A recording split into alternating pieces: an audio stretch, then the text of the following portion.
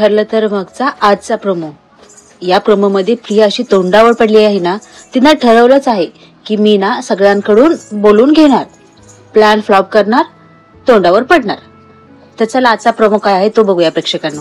अर्जुन, सायली आणि चैतन्य त्यांच्या रूम मध्ये केस बद्दल बोलत असतात. अर्जुन म्हणतो आता सगळे डॉट्स क्लिअरली जॉईन होत आहेत.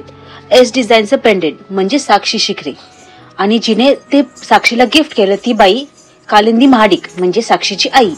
तिच्या बर्थडे साठी तिनं हे पेंडेंट साक्षीला गिफ्ट केलं. त्या तिघांचं हे सगळं बोलणं प्रिया त्यांच्या दाराबाहेर उभा राहून ऐकत असते. हे कल्पनाताई पाहतात आणि तिला पकडतात. ते पाहिल्यानंतर त्या जोरात हाक मारतात. तन्वी, काय चाललंय तुझं? त्या दोघींचं हे बोलणं ऐकून अर्जुन, सायली आणि चैतन्य रूमच्या बाहेर येतात. अर्जुन विचारतो, मम्मा काय झालं? तेव्हा कल्पनाताई म्हणतात, तन्वी तुमच्या दाराच्या बाहेर उभा राहून चोरून ऐकायचा प्रयत्न करत होती.